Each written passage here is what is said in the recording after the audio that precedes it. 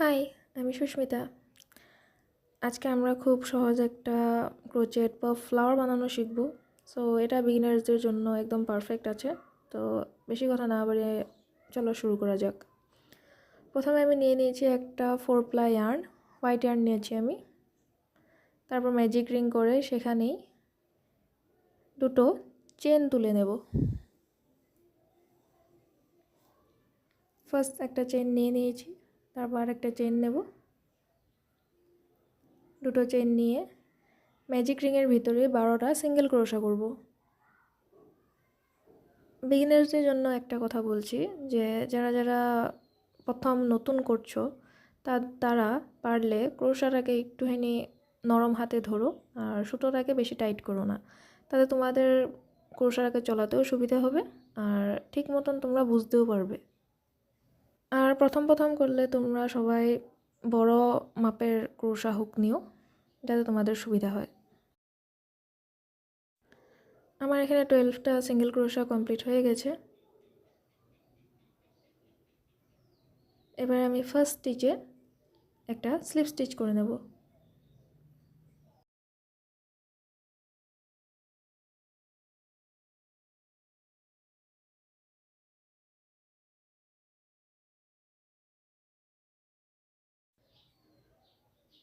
এবারে হোয়াইট ইয়ার্নটাকে কেটে নেব। কেটে এবার আমি দুটো ইয়ার্ন ইউজ করছি যেহেতু আমি এখানে, সো আমি নেক্সট ইয়ার্নে সুইচ করব। সো আমি নেক্সট ইয়ার্ন নিয়েছি 4 প্লাই ইয়ার্নে নিয়েছি, ইয়েলো ইয়ার্ন নিয়েছি।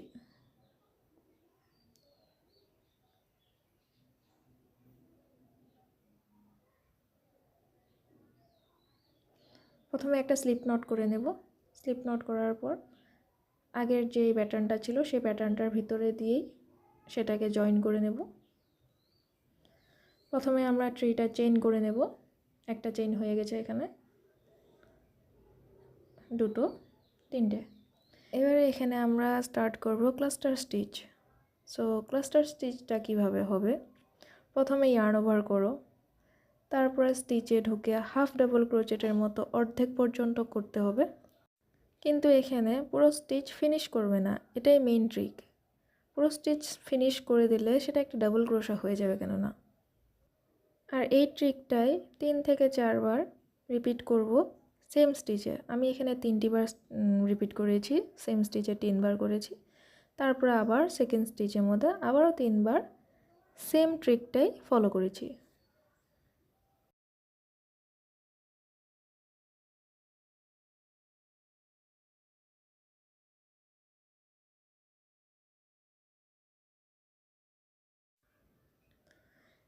এখন আমাদের ক্রোশার উপরে থাকছে 7টি লুপ, আর এই 7টি লুপ একসাথেই ফুল করে নেব।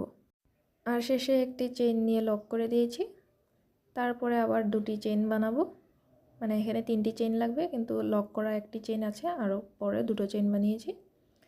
এবারে সেম স্টিচে একটি সিঙ্গেল ক্রোশা বা স্লিপ স্টিচ দিয়ে এটিকে লক করে দেব। আর দেখো সুন্দর একটা ক্লাস্টার তৈরি হয়ে গেছে এখানে।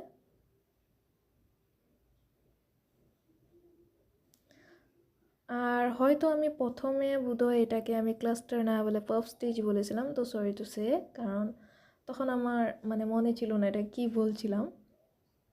কিন্তু এটা ক্লাস্টার ক্লাস্টার ফ্লাওয়ার হবে তাহলে এটা। আর এটা তোমরা ক্লিপ বা বাচ্চাদের জন্য ফ্রক যে বানানো হয় ফ্রকের উপরও ডিজাইন করে ফুল লাগানোর জন্য এটাকে ইউজ করতে পারবে, বা ক্লিপে তো লাগানো যাবেই, কি চার্ম হিসাবেও ইউজ করা যাবে, ব্যাক চার্ম হিসাবেও ইউজ করা যাবে, সেটা তোমাদের উপর কথা তোমরা কি হিসাবে ইউজ করবে। সো সেম এই ট্রিকটাতেই এখানে আমরা বানাবো, রিপিট করে যাব। কিন্তু হ্যাঁ, এখানে আমি একটি স্টিচে যেরকমভাবে 3টে করেছি, পরের স্টিচেও আবারও 3টে করে একসাথে সবগুলো লুপকে আটকে দিয়েছিলাম, লক করে দিয়েছিলাম। তো এখানে আমি দুটো দুটো স্টিচের মধ্যে পাফ স্টিচ করেছি, ক্লাস্টার স্টিচ করেছি। সো এখানে টোটাল পেটেলস হয়েছে, পেটেল ক্লাস্টার হয়েছে 6টি।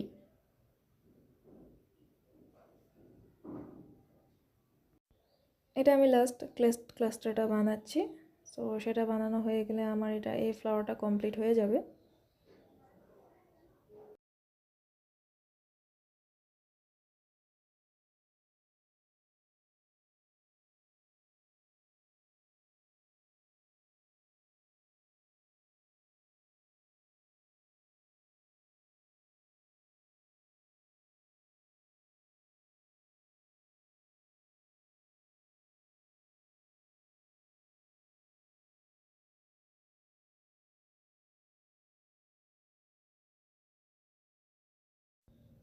এখানে আমাদের ক্লাস্টার কমপ্লিট হয়ে গেছে। আমি এখানে স্লিপ স্টিচ দিয়ে ইয়ার্নটাকে শেষ করব, আর এখানে আমরা ইয়ার্নটাকে কেটে নেব একটা স্লিপ স্টিচ করার পরে।